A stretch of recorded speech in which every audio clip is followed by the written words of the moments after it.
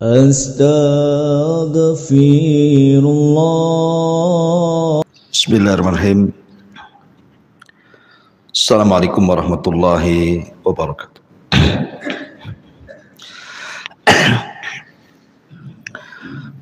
Alhamdulillah wassalatu wassalamu ala rasulillah wa ala alihi wa sahbihi wa mawalah wa la hawla wa la quwata illa billahi wa ba'du. Alhamdulillah, di subuh kali ini kembali kita bisa duduk setelah melaksanakan kewajiban Allah Subhanahu wa taala salat subuh berjamaah. Kembali insyaallah kita akan hidupkan kembali kajian Senin pagi di Masjid Nidaul Ilmi. Dan pagi ini kita akan membahas satu pembahasan yang sangat viral, masih bicara tentang dunia paranormal. Di dalam surah Al-Baqarah ayat 102, Allah Subhanahu wa taala berfirman, "Wattaba'u ma tatlu syayatinu ala mulki Sulaiman." Dan mereka mengikuti apa yang dibacakan syaitan-syaitan pada zaman kerajaan Sulaiman. Wa ma kafara Sulaiman walakinna syayatina kafaru. Dan tidaklah Sulaiman melakukan kekufuran, akan tetapi syaitan-syaitan itulah yang berlaku kufur. Yu'allimuna an-nasa sihra, mereka mengajarkan kepada manusia tentang sihir. Wa ma unzila 'alal malakaini bi Babila Harut wa Marut, dan apa yang diturunkan kepada dua malaikat di Babylon yang bernama Harut dan Marut. Wa ma yu'allimani min ahadin hatta yaqula innama nahnu fitnatun fala takfur. Dan tidaklah keduanya, maksudnya Harut dan Marut, mengajarkan sihir tersebut kecuali akan berkata, kami ini hanya mendatangkan fitnah, maka jangan kufur. Fayata'allamuna minhuma ma yufarriquna bihi bainal mar'i wa zawji. Akan tetapi mereka juga malah terus mempelajari dari Harut dan Marut apa yang bisa memisahkan seseorang dengan pasangannya. Wa ma hum bidarrina bihi min ahadin illa biidznillah. Dan tidaklah mereka mendatangkan madarat kepada siapapun kecuali karena izin Allah Subhanahu wa taala. Wa yata'allamuna ma yadurruhum wa la yanfa'uhum, dan mereka mengajarkan apa yang mendatangkan madarat kepada mereka dan tidak membawa manfaat. Walaqad alimu laman ishtarahu ma lahu fil akhirati min khalaq. Dan sungguh mereka telah mengetahui barang siapa yang berlaku jual beli dalam masalah sihir, ma lahu fil akhirati min khalaq, tidak ada bagian baginya kelak di akhirat. Wala bi'sa ma syarau bihi anfusahum, dan amat buruk apa yang mereka jual belikan, laukanu ya'lamun, seandainya mereka mengetahuinya. Al-Baqarah ayat 102 ini, dari asbab nuzulnya adalah ada dua perkara yang sangat masyhur yang disebutkan para ulama tafsir. Asbab nuzul yang pertama, ketika orang-orang Yahudi Madinah dari kalangan Bani Quraidah, kemudian Bani Qunaiqah dan Bani Nadhir, Sebelum hijrah Nabi SAW, orang Yahudi ini mendengar desas-desus di Mekah, ada orang ngaku Nabi. Tentu dari orang-orang yang safar melakukan perjalanan, orang-orang musyrik Mekah ke Madinah, ke Yathrib. Sehingga orang-orang musyrik Mekah yang safar ke Yathrib ini terkadang menceritakan kondisi Mekah kepada orang-orang Yahudi Madinah, termasuk juga menceritakan tentang kemunculan orang yang ngaku Nabi. Lah di antara mereka ada yang kemudian menceritakan ayat-ayat yang dibacakan Nabi SAW. Lah ketika Nabi SAW kemudian membacakan ayat yang berkenaan dengan Nabi Sulaiman, di mana Al-Quran menetapkan kenabian Sulaiman, maka orang-orang Yahudi tidak terima, karena bagi mereka Sulaiman itu bukan nabi. Orang-orang Yahudi menganggap sampai hari ini Sulaiman itu bukan nabi, tapi Sulaiman itu tukang sihir. Karena mukjizat yang diberikan kepada Nabi Sulaiman itu berbeda dengan mukjizat yang diberikan kepada para nabi setelah dan sebelumnya. Dia bisa menundukkan angin, dia bisa menundukkan awan, dia bisa menundukkan binatang, bahkan alam jin sekalipun ditundukkan oleh Sulaiman. Bagi kita kaum muslimin itu mukjizat, tapi orang Yahudi menganggap itu sihir. Sehingga kemudian orang Yahudi tidak terima pernyataan yang mengatakan Sulaiman itu nabi. Mereka mengatakan Sulaiman itu penyihir. Dari sini turun ayat wattaba'u ma tatlus syayatin ala mulki Sulaiman wa ma kafara Sulaimanu walakinna syayatina kafar. Sulaiman itu tidak kafir. Maksudnya Sulaiman tidak mengajarkan sihir, karena sihir itu kekafiran. Maka bahasanya tidaklah Sulaiman berlaku kafir. Artinya Sulaiman tidak berlaku sihir, karena sihir itu kekafiran. Lalu siapa yang mengajarkan sihir itu? Walakinna syayatina kafaru. Setan-setan itu yang mengajarkan sihir, bukan Sulaiman. Ini asbab nuzul yang pertama. Asbab nuzul yang kedua, ketika para pembesar musyrik Arab Quraisy, mereka ingin tatabbu, mencari tahu tentang akhbarun nabi, kabar tentang kenabian Rasul sallallahu alaihi wasallam. Apakah dia, maksudnya Rasul itu tukang kibul atau memang betul dia seorang nabi? Masalahnya orang-orang musyrik Arab itu kan tidak punya maklumat kenabian sama sekali. Jadi kalau ada orang ngaku nabi ini aneh. Lain dengan orang Yahudi, memang sudah ada maklumat kenabian akan lahir nabi akhir zaman, makanya mereka menanti-nanti. Sehingga kemunculan Nabi SAW di kota Mekah ini menggegerkan penduduk Mekah. Betul ke nabi atau bukan nabi? Maka sebagian pembesar musyrik datang ke Madinah bertanya kepada orang Yahudi, di tempat kami Mekah ada orang ngaku nabi, bagaimana pendapat kami terhadap mereka? Bukankah engkau ahli kitab? Dan dia pun yang ngaku nabi, ngaku diberikan kitab. Akhirnya kemudian orang Yahudi mengatakan, begini saja, kalau seandainya orang yang ngaku nabi di tempatmu ini bisa menjawab soalan, benarkan kenabiannya. Kalau tidak bisa menjawab soalan, dustakan kenabiannya. Lah di antara pertanyaan yang diajarkan orang Yahudi itu macam-macam.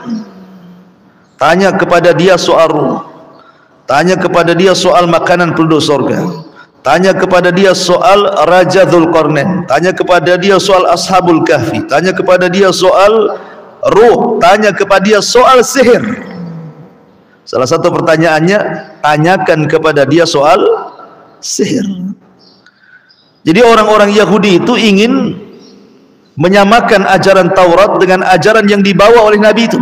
Maksudnya Nabi SAW. Lah salah satu yang ditanyakan, tanya kepada dia apa itu sihir. Maka ketika orang-orang musyrik Arab berjumpa dengan Rasul, salah satu yang ditanyakan adalah sihir. Apa itu sihir? Dari sini Allah Subhanahu wa taala firmankan, turun ayat, wattaba'u ma tatlu syayatin ala mulki Sulaiman wa ma kafara Sulaimanu walakinna syayatina kafaru yu'allimuna an-nasa sihra. Mereka mengikuti apa yang dibacakan Sulaiman, dibacakan setan-setan di kerajaan Sulaiman, dan tidaklah Sulaiman kafir, setan-setan itulah yang kafir, mereka lah yang mengajarkan manusia tentang sihir. Dan apa yang diturunkan kepada dua malaikat di Babil, Harut dan Marut. Kemudian dijelaskan tentang bahaya sihir. Ini diantara asbab nuzul yang paling masyhur pada ayat Al-Baqarah 102. Taib. Ma'asyiral muslimin yang dimuliakan Allah Subhanahu wa taala. Di dalam Sahih Bukhari dan beberapa riwayat yang lainnya dijelaskan bahwa Nabi sallallahu alaihi wasallam bersabda tentang firman Allah Subhanahu wa taala yang diturunkan kepada para malaikat yang ada di langit. Ketika Allah berfirman, hatta idza fuzya an qulubihim qalu madza qala rabbukum qalul haq. Jadi Allah Subhanahu wa taala itu kalau menurunkan wahyu, maka suaranya seperti gemerincing besi rantai yang dipukul-pukul di batu, sehingga suaranya memeki dan membuat pingsan para malaikat. Apabila seluruh para malaikat yang ada di langit pingsan, maka yang pertama kali diberikan kekuatan untuk siuman adalah Jibril. Karena Jibril itu diantara satu sifatnya adalah dzu quwwatin inda dil arsy makin. Dia punya kekuatan dibandingkan malaikat lainnya. Dia yang pertama kali siuman. Kemudian Allah Subhanahu wa taala merintahkan kepada Jibril untuk diperintah kepada para malaikat yang ada di bawah sampai ke langit pertama. Karena ingat bahwa fi kulli yaumin huwa fi sya'n. Setiap hari itu Allah punya kesibukan. Di bumi ini Allah punya kesibukan kepada makhluknya. Dalam satu hari itu terkadang mematikan, terkadang menghidupkan, terkadang menggersangkan, terkadang menghijaukan, terkadang menghancurkan, terkadang mendamaikan. Terkadang banyak soal persoalan di bumi, kan setiap hari ada takdir-takdir yang Allah takdirkan kepada hamba. Allah itu sibuk setiap hari. Fi kulli yaumin huwa fi sya'n. Artinya banyak peristiwa dan kejadian di bumi yang Allah sudah qada dan qadarkan di Lauhil Mahfuz. Lah apabila Allah Subhanahu wa taala hendak mentanfid, melaksanakan apa yang sudah menjadi ketetapannya, maka Allah akan perintahkan Jibril, dan Jibril akan memerintahkan para malaikat untuk mentanfid perintah Allah, melaksanakan perintah Allah dari qada dan qadar yang berlaku di permukaan bumi. Maka apabila Allah sudah berfirman, maka Jibril kemudian akan turun dari mulai malaikat pemikul arsy yang paling tinggi sampai kepada malaikat-malaikat yang ada di langit pertama. Lah malaikat-malaikat yang ada di langit pertama ini bertanya kepada Jibril, "Ya Jibril, madza qala rabbuna?" Jibril, titah perintah apa yang Allah perintahkan kepada kami? Maka Jibril akan memerinci, kamu harus begini, kamu harus begitu, tugas ini kamu, tugas itu, tugas ini. Semua malaikat sudah ada tugasnya masing-masing. Maka setelah kemudian malaikat ini bertugas, maka mereka turun ke bumi. Ada yang menumbuhkan rumput, ada yang menjadikan tumbuh buah-buahan, ada yang digersangkan, ada yang disuruh buat tsunami, ada yang disuruh buat gempa, ada yang disuruh mematikan, ada yang disuruh menghidupkan, begitu. Ya, malaikat melaksanakan perintah Allah Azza wa Jalla. Lah ketika Jibril alaihi salam mewahyukan sesuatu dari Allah Azza wa Jalla kepada para malaikat yang ada di langit pertama, di bawah langit pertama itu ada maqaida lis-sam'i, ada tempat-tempat curi dengar bangsa jin. Jadi jin itu mereka akan naik dari bumi ke langit dengan cara seperti panjat pinang. Jadi mereka satu bahu ke bahu terus sampai ke langit. Ya. Kemudian mereka membuat maqaida lis-sam'i, tempat-tempat untuk mencuri dengar wahyu. Jin yang paling atas yang berada di pos itu, maka mereka akan menguping kira-kira apa yang ditugaskan Jibril dari Allah kepada para malaikat di langit pertama. Pamannya Jibril menugaskan kepada malaikat, nih bulan depan kamu buat tuh gempa, gitu ya. Kedengaranlah oleh Jibril, jin yang paling atas tuh, bulan depan akan terjadi gempa nih di Batam. Maka kemudian malaikat yang paling atas menghabarkan kepada malaikat yang bawah, nanti akan terjadi gempa, nanti sampai ke malaikat yang ada di bumi. Itu pun satu kalimat sudah ditambah dari jin ke jin itu menjadi 100 kalimat. Jadi satu kalimat yang benar, 99 kalimatnya dusta. Itulah jin, ya kan, menambah-nambah. Dari mulai jin yang paling atas sampai jin yang paling bawah ditambah tuh satu kalimat, yang harusnya satu kalimat saja sampai bawah jadi 100 kalimat. Jin yang paling bawah disangkanya iya saja, padahal itu dusta. Lah jin yang paling bawah ini akhirnya mereka lah yang kemudian menjual belikan dengan para normal, para dukun. Mau nggak nih ada kabar gaib? Ya, mau. Tapi jin mengatakan wani piro, kan gitu ya. Artinya nggak mungkin main free saja, harus ada harganya. Kalau kau mau bisa kufur, aku kasih berita. Kalau tidak mau kufur, aku jual ke orang lain. Dan para dukun pasti mau. Pasti mereka mau menjual iman dan Islam mereka kepada jin. Makanya mereka memberitakan apa yang mereka dengar dari langit. Masalahnya dukun sendiri tidak tahu bahwa yang diperjualkan jin kepada dia itu sesuatu kedustaan. Satu kebenaran, 99% kedustaan. Disangkanya itu sebuah kabar yang pasti. Mulailah dukun ini meramal sesuatu dari kalimat-kalimat yang dia beli dari kalangan jin, yang diambil dari pos-pos jin yang ada di langit. Akhirnya tidak sadar mereka meramal, rupanya ramalannya kebanyakan dusta dibandingkan benarnya. Ya, masalahnya dukun ini walaupun pendusta, sekali benar, yang benarnya itu yang diceritakan orang.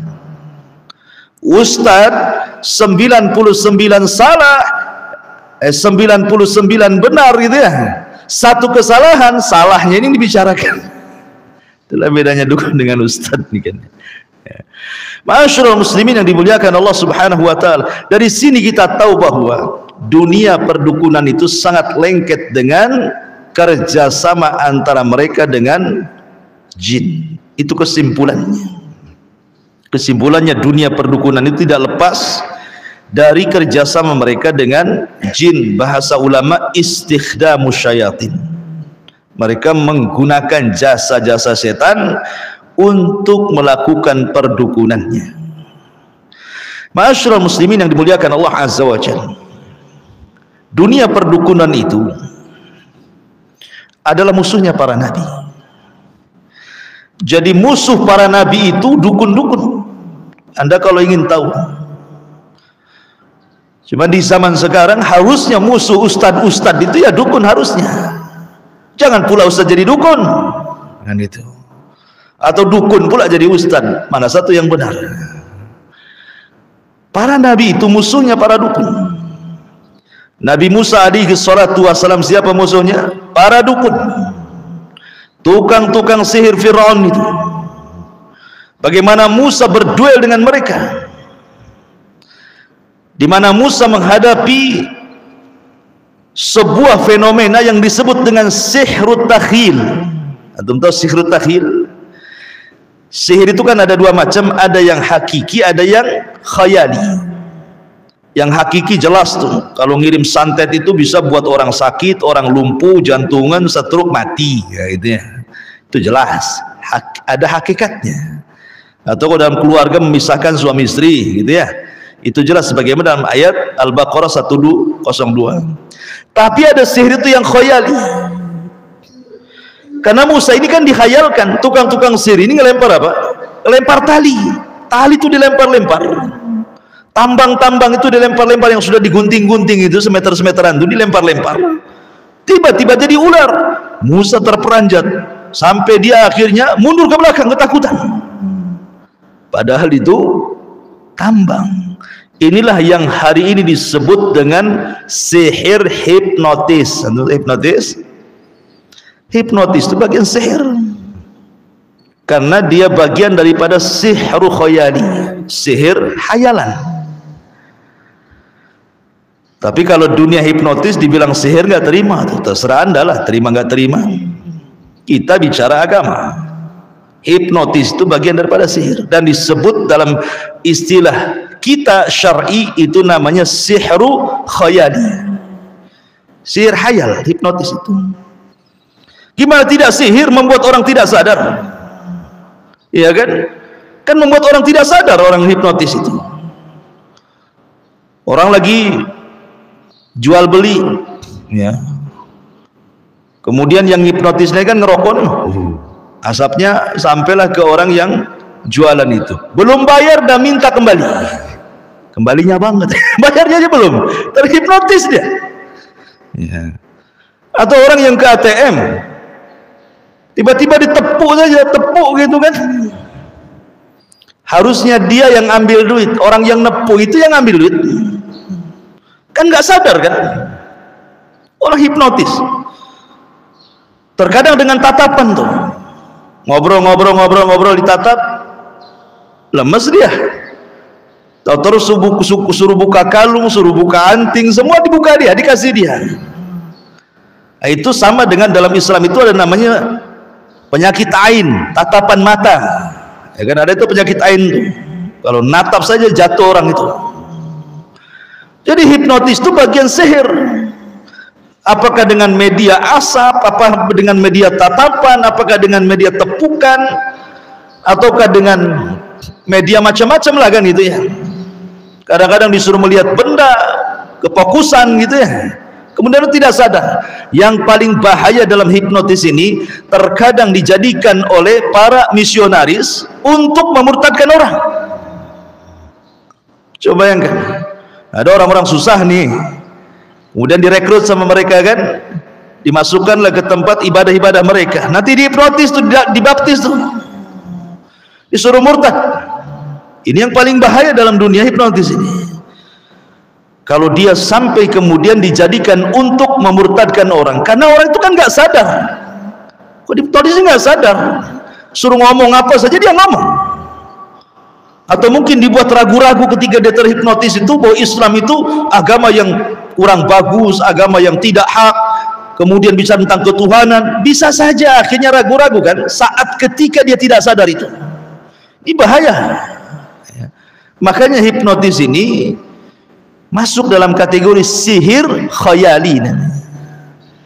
Sihir khayali. Cuman masalahnya di negara kita ini untuk melaporkan dukun ini repot karena tidak ada tersentuh pidana masalahnya.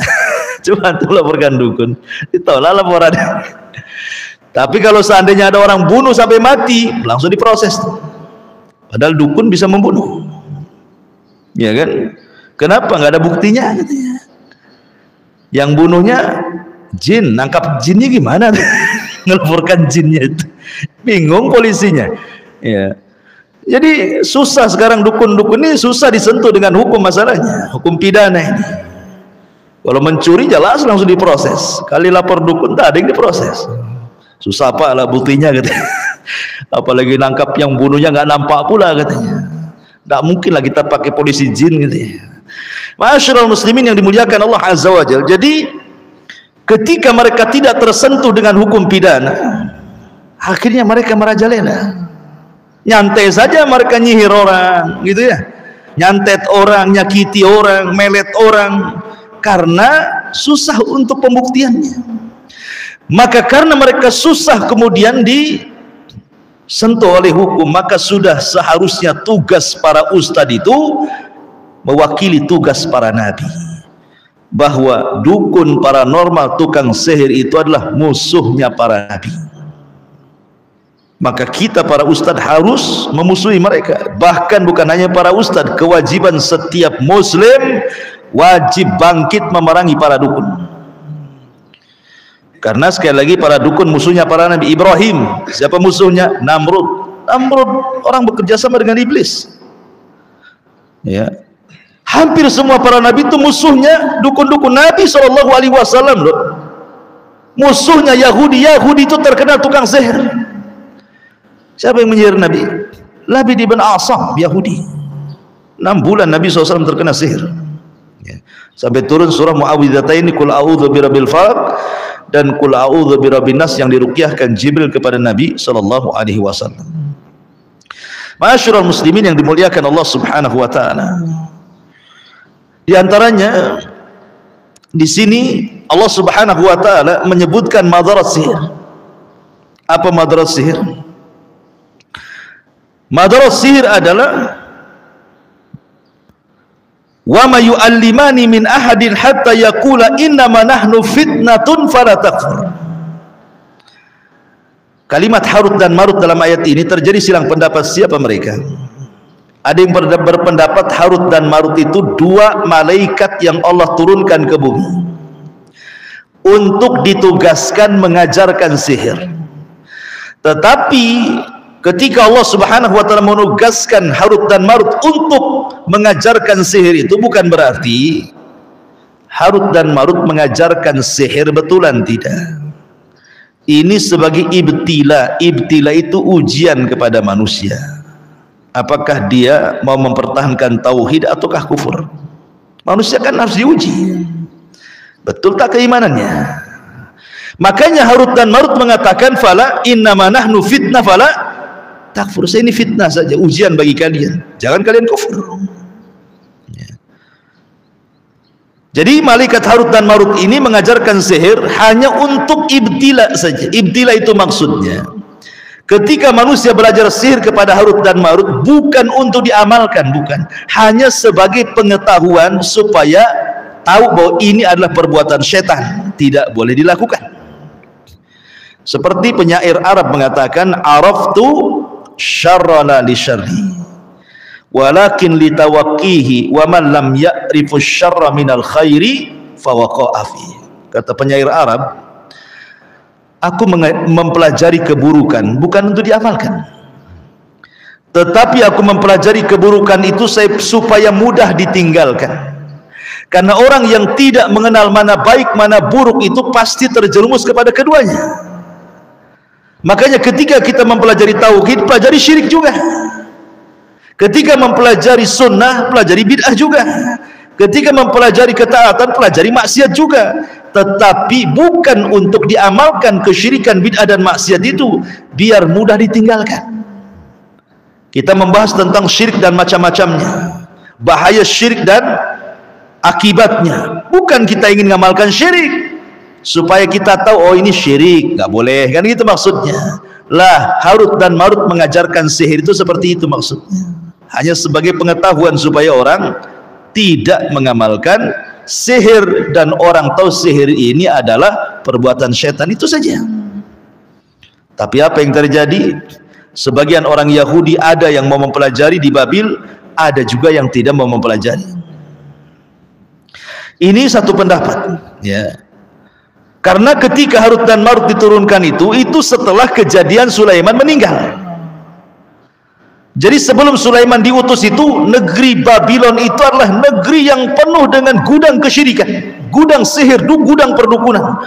Di mana-mana sihir, di mana-mana dunia perdukunan, bomo paranormal itu menyebar luas merajalela di negeri Babil. Makanya diutus kepada mereka seorang nabi dan raja, Nabiullah Sulaiman alaihi salatu wassalam, untuk memberantas dunia seperti itu. Dan betul Sulaiman berhasil memberantas dunia perdukunan dan sihir dengan mengambil semua kitab-kitab sihir dan meletakkan di bawah singgasananya. Kemudian mengancam siapa yang mengambil buku ini maka ku bunuh dia, dan kalau dari kalangan syaitan maka dia terbakar. Maka selama Sulaiman berkuasa tidak ada tukang sihir, semua tunduk, karena jinnya aja tunduk. Baru Sulaiman meninggal dunia, generasi terbaiknya meninggal. Setelah itu kemudian manusia mulai tergoncang akidahnya. Ya, kemudian Harut dan Marut diturunkan untuk menguji manusia. Ini satu penafsiran. Penafsiran yang kedua, Harut dan Marut itu bukan malaikat, tapi manusia, namanya Harut dan Marut. Saking solehnya, maka keduanya disebut malakaini, dua malaikat. Saking solehnya sampai disejajarkan dengan dua malaikat. Jadi ketika kemudian iblis ini mengetahui Sulaiman meninggal dunia, dia ingin mengambil buku-buku sihir yang ada di bawah singgasananya itu, tapi kan tak bisa karena sudah dikutuk. Dan Sulaiman sudah mengatakan siapa yang ambil dan dia kalangan jin pasti terbakar, nggak berani. Akhirnya iblis ini dengan gayanya mencari orang yang bisa mengambil buku itu. Dicarinya Harut dan Marut. Harut Marut itu orang soleh. Kemudian pura-pura mengatakan, Harut ya Marut, maukah kutunjukkan kepadamu tentang kesaktian Sulaiman? Tidak bilang sihir, tentang kesaktian Sulaiman. Kenapa Sulaiman bisa menundukkan angin, bisa menundukkan jin, bisa menundukkan ini itu? Maukah kuhabarkan? Kata Harut dan Marut, kenapa tidak kau saja? Kata iblis, tidak mungkin lah, bagusnya dirimu. Akhirnya ditunjukkan kemana? Ke bawah singgasana Sulaiman. Rupanya isinya kotak sihir semuanya. Dipelajarilah oleh Harut dan Marut. Mereka tidak tahu itu sihir. Kemudian akhirnya manusia banyak yang datang kepada Harut dan Marut. Rupanya Harut dan Marut sudah paham setelah selesai mempelajari kitab-kitab itu bahwa ini kitab sihir. Maka Harut dan Marut mengatakan kepada manusia, saya tidak akan mengajarkan ini kepada kalian karena takut kekufuran. Tapi kalau hanya sekedar pengetahuan saja saya ajarkan. Innama nahnu fitnatun fala takfur. Ini ada juga penafsiran seperti itu. Ya. Ma'asyiral muslimin yang dimuliakan Allah Azza wa Jalla. Tetapi kemudian sebagian orang-orang Yahudi, mereka nekat belajar, kemudian nekat menyebarkan. Akhirnya mereka lah orang yang pertama menyebar sihir sejak zaman runtuhnya kerajaan Sulaiman sampai zaman Nabi SAW, bahkan sampai hari ini. Dan itu diikuti oleh kaum muslimin, belajar kepada mereka. Kata Nabi SAW, la tattabi'anna sanana man kana qablakum shibran bi shibrin wa dira'an bi dira'in hatta law dakhalu juhra dhabbin la dakhaltum. Kalian akan mengikuti tata cara umat sebelum kalian, maksudnya Yahudi dan Nasrani, sejengkal demi sejengkal, sehasta demi sehasta, sampai pun kalau mereka masuk ke liang biawak, padang pasir sekalipun kau ikut di belakangnya. Termasuk ilmu sihir. Bahkan herannya dunia Islam, terutama di negeri kita ini, kebanyakan para pelakunya Muslim, ya kan, bukan Yahudi. Karena Yahudi kan sedikit di negeri kita ini. Kebanyakan orang Islam tuh yang melakukan praktik sihir itu. Cuman repotnya, yang membuat orang terkecoh ini karena para pelakunya tidak seperti dukun tempo dulu. Kalau dukun tempo dulu kan jelas mana dukun mana ustadz. Ya kan, kalau dulu, karena dukun zaman dulu itu biasanya tinggal di perbatasan-perbatasan desa, di lereng-lereng, di bukit-bukit, di hutan-hutan, rumahnya pun gubuk, kadang ada tengkoraknya, kadang ada menyannya, orang takut mau datang. Ya. Sekarang udah nggak laku, jadi dukun udah turun gunung, ya kan? Bahkan lebih penampilannya lebih ustad dibandingkan ustad lagi, jubahnya berlapis-lapis, ya kan? Sorbannya sampai terjulur ke tanah kadang-kadang, pakai tongkat wali, ya, pakai tasbih karomah, pakai sholawat, pakai takbir. Kesannya pimpinan pesantren, disodorkan Quran suruh baca tak bisa baca, disodorkan kitab gundul suruh baca tak bunyi, tapi kalau mantra paling hafal. Manusia dibodohi dengan istilah mereka kiai-kiai, ustad-ustad yang jebolan luar negeri, yang mereka hafal semua bab-bab agama, tidak bisa melakukan apa yang mereka lakukan. Tidak bisa. Ustaz-ustaz yang sudah S1, S2, doktor, profesor loh, jurusan hadis, jurusan fikih, jurusan apa coba kan, tetap saja ditonjok sakit. Ya, tak ada dia mental-mental yang nonjok tuh, tetap saja ditusuk ya kena, dibakar ya kebakar. Ini orang yang gak jelas mondoknya, baca Quran saja belum pernah dites, macam mana baca kitabnya, ditanya hukum fikih bisa enggaknya ndak jelas, tapi kemampuan karomahnya luar biasa. Luar biasa, dia bisa nonjok orang mental ya kan ya. Ditusuk loh, nggak bisa. Sampai dilawan 10 orang mental, yang 10 orang itu. Kalau ilmu ini dikuasai para sahabat Nabi, tidak ada perang itu kalah ceritanya. Aneh ya, bagi saya ini aneh. Kenapa kok ustadz-ustadz yang ilmunya tinggi-tinggi dalam agama kok tidak bisa melakukan seperti ini? Orang-orang yang kayak gini bisa melakukannya. Persis seperti apa yang dikatakan Imam Syafi'i rahimahullahu ta'ala, idza ra'aita ar-rajula yamshi 'alal ma' wa yatiru fil hawa, kalau engkau melihat ada seseorang yang berpenampilan agama, mampu berjalan di air, mampu terbang di atas langit, maka lihat amalannya. Kata Imam Syafi'i, kalau amalannya mencocoki Al-Quran dan Sunnah berarti wali-wali Allah, kalau tidak berarti wali syaitan. Wali-wali syaitan. Coba bayangkan, kita lihat para kiai-kiai itu ya, di Jawa yang mondoknya lama-lama, punya pesantren gede-gede, adapun karomah-karomahnya yang seperti mereka kan itu ya, bisa dia makan beling, makan paku, makan kawat, semua dimakan. Dimakan dia makan pondasi bangunan. Bisa dia makan kebal bacok, kebal bakar, kebal beling, semua kebal. Yang herannya sok tahu yang gaib. Sampai ada cerita, ada dukun kelahi sama istrinya. Karena kelahi cekcok, istrinya kabur. Sudah 1 bulan baliklah istrinya ini. Kata suaminya, lu dari mana aja? Gua cari tak ketemu katanya. Mak, dukun ini tak tahu yang gaib. Ngapain lah ngomong sama istrinya kayak gitu? Kalau dia tidak tahu yang gaib atau sok tahu yang gaib, tidak perlu dia ngomong gitu sama istrinya kan. Dari mana saja kamu? Ku cari ketemu katanya. Berarti ini dukun abal-abal, dukun cabul. Ma'asyiral muslimin yang dimuliakan Allah Azza wa Jalla. Ya, karena mereka itu hakikatnya tidak tahu yang gaib. Mereka itu para pendusta. Ma'asyiral muslimin yang dimuliakan Allah Azza wa Jalla. Sudah jam 6. Nah, ini diantara faedah daripada surah Al-Baqarah ayat 102. Sampai di sini. Subhanakal bihamdika asyhadu an la ilaha illa anta astaghfiruka wa atubu ilaik. Allahu ta'ala. Assalamualaikum warahmatullahi wabarakatuh.